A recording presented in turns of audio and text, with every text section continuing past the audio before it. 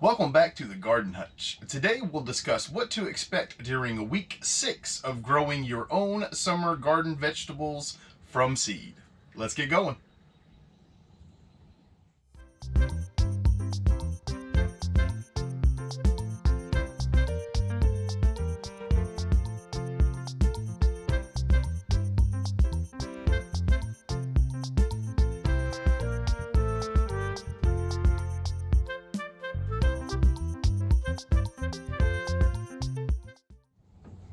So week 6 is going to be quite the busy week if you're starting your own seeds.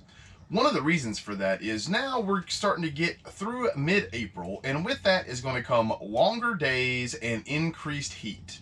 No matter if you're growing your seeds indoors or in a greenhouse, this means there's going to be a need for watering and fertilizing a bit more often than normal. So what we would like to do heading into week 6 is I like to set a regiment where I come outside into my greenhouse every morning expecting to water, and then right around the time that I close the greenhouse up for the end of the day, I go ahead expecting to do the same thing once again. What this does is it ensures that my seedlings do not dry out.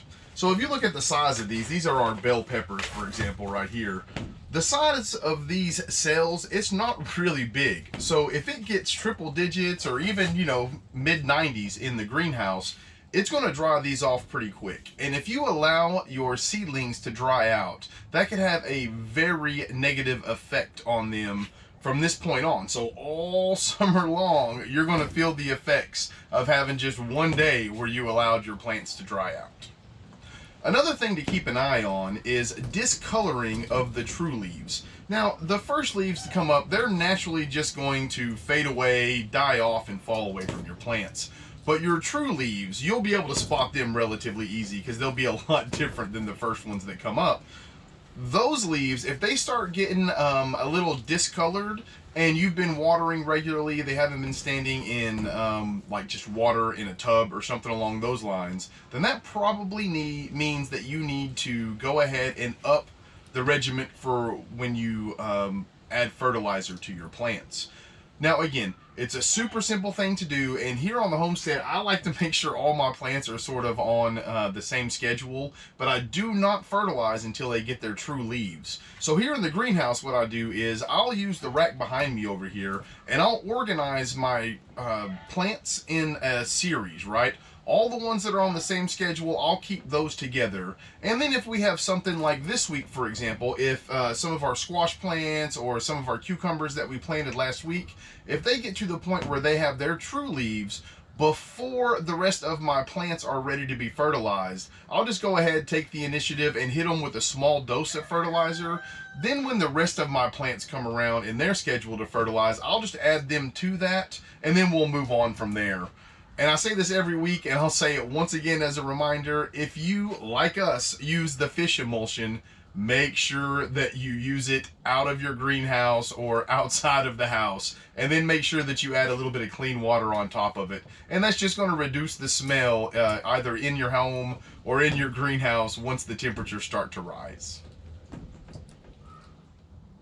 So week 6 is a great time to start acclimating your plants. Now, depending on whether you bring your plants indoors at night or whether you have a greenhouse like ours, it's going to be a little different. So let's start with a greenhouse.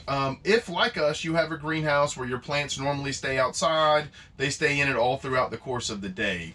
Week 6 is a great time to begin introducing the plants that have their true leaves to direct sunlight and to the elements that they can expect when they go into their permanent garden homes. The reason for this is we can do it really slowly now. So what I recommend doing is for just a couple hours each day, as long as the weather permits, we'll start moving the plants that have true leaves out into one of our raised beds. We'll set a timer for 2 hours, and then we'll bring them right back in the greenhouse. And we'll do that, 3 to 5 days out of the week, again, depending mostly on the weather. You don't want to put them out if the wind's going to exceed like 25 miles an hour. And you don't want to put them out if there's going to be a torrential downpour. Now, if you're going to have a light rain or if the winds are going to be 10 to 15 miles an hour, it's actually really good for your plants at this stage to be exposed to that. It's going to help shore up the root system and the stem. It'll help make those reinforce those, I guess is the term that I'm looking for.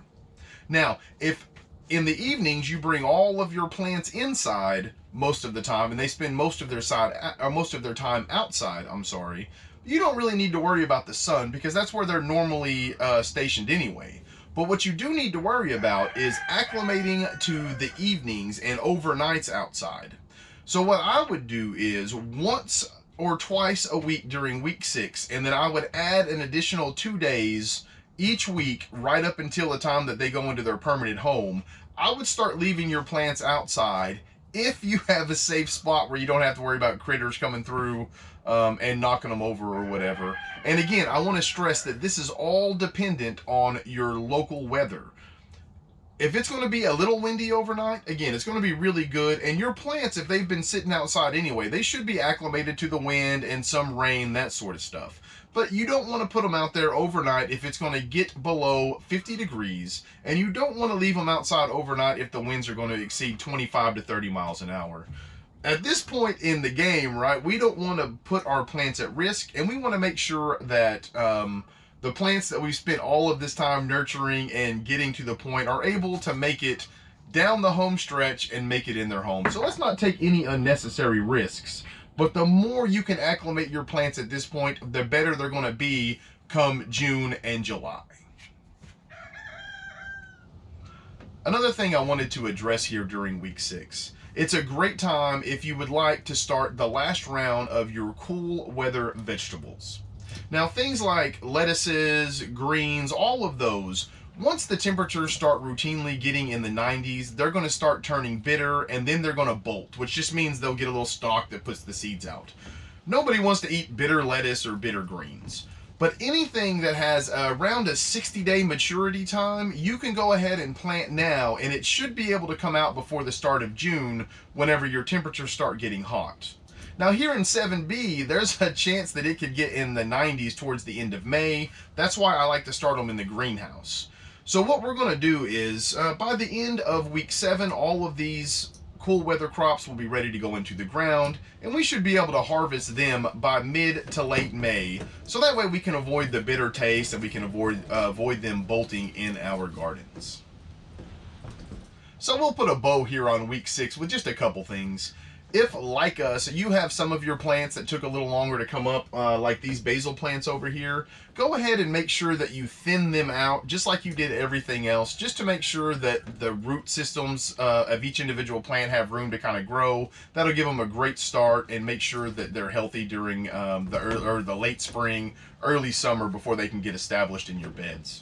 Another thing to think about is it's a great time to go ahead and direct sow anything that you don't want to start in your greenhouse. I bring that up because just a couple days ago, Leslie and I were in the garden beds and we went ahead and started sowing our bush beans. So anything that you look on the packet and it says to sow directly outside 3 to 4 weeks before your last frost date, now's a great time to do it. In fact, here in Zone 7B, last week was our last frost date, but anybody who lives in Arkansas will tell you it is common for the temperatures to dip below 32 in late April. But as far as the bush bean seeds are concerned, they'll probably take about 7 days or so. So what I'm hoping is they won't come up until mid-April, and the chances of a slight freeze from mid-April to May 1st are a lot slimmer than they are over the next couple weeks or so. With all of that being said, we appreciate all you folks who stuck it out with us here till the end. I hope everyone takes care of themselves. Peace.